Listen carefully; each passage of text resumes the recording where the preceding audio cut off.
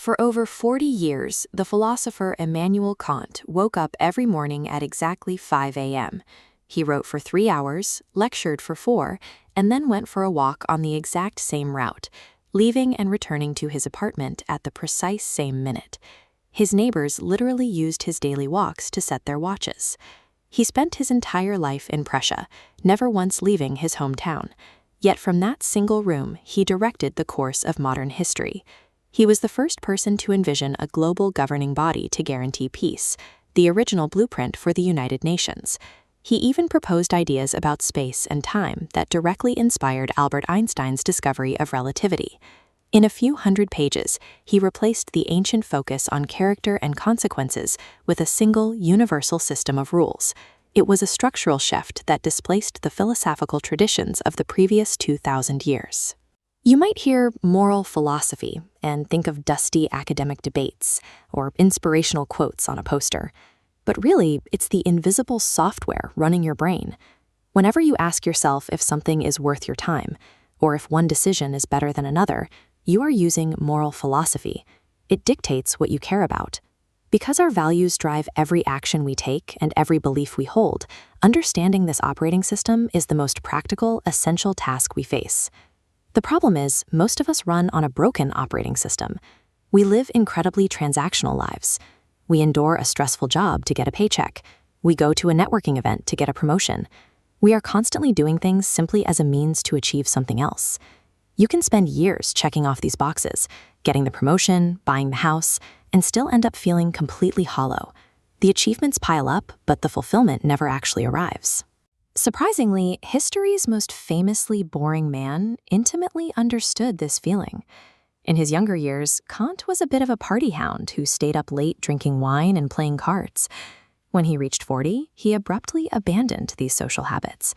He realized that drifting from one whim to the next was a failure of character, and he began constructing the rigid, purposeful life for which he's now famous. He realized that fixing this emptiness doesn't come from adopting a new morning routine or the latest productivity hack. It requires a radical shift in how we value our own existence. Kant's logic begins with the fact that humans are unique. While a rock or a storm simply reacts to physics, we process information, weigh options, and anticipate the consequences of our choices.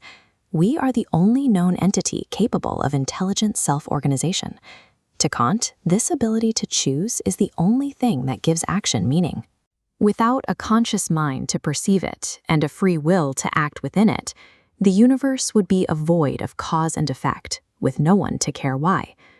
Protecting that capacity to choose became the foundation of his entire system. To protect that sacred consciousness, Kant developed his ultimate moral rule, known as the Categorical Imperative. It states that you must always treat humanity as an end, and never merely as a means. Let's apply this to a regular Tuesday. If you get in your car to drive to Chipotle, eating the burrito is your ultimate goal, your end. Driving the car is just the means, the conditional action required to get you the burrito. Treating an object, like a car or a burrito, as a means is perfectly fine. But the second you treat a sentient, conscious human being as a tool to get what you want, you cross a strict ethical line. When you lie to someone, or cheat, or act on bigotry, you are manipulating another person's conscious behavior to achieve your own personal goals. You are bypassing their consent and directly violating the dignity of a conscious creature. But Kant takes it a step further. His rule dictates that treating yourself as a means is equally as unethical as doing it to somebody else. Think about doomscrolling or intense laziness. When you sit on the couch refreshing a feed for the 30th time, you are using your own mind as a mere pleasure receptacle. You are actively failing to maximize the potential of your own consciousness. The same logic applies to addiction and pure escapism. We usually judge these behaviors based on the collateral damage they cause to others, but Kant argued they are wrong because they require you to use your rational freedom as a tool to obliterate your own awareness. Even people-pleasing fails the test. When you alter your true thoughts just to make someone like you, you commit a double violation. You suppress your authentic self to manipulate their perception of you. Viewed through this lens, our daily coping mechanisms take on a darker weight. Laziness and escapism move beyond the realm of bad habits and become active violations of your own human dignity. This leaves us with a difficult question. If we can't reliably predict what will make other people happy, and using them to achieve our vision of a better society is unethical, how are we supposed to improve the world of all? Kant's answer is remarkably similar to a 1980s pop anthem. The only logical, universally reliable way to improve the world is to take a look at yourself and make a change. He didn't view self-improvement as a selfish, ego-driven hobby. He saw it as an undebatable moral duty. By acting honestly and ethically within yourself, you create an undeniable ripple effect that improves the lives of everyone you interact with.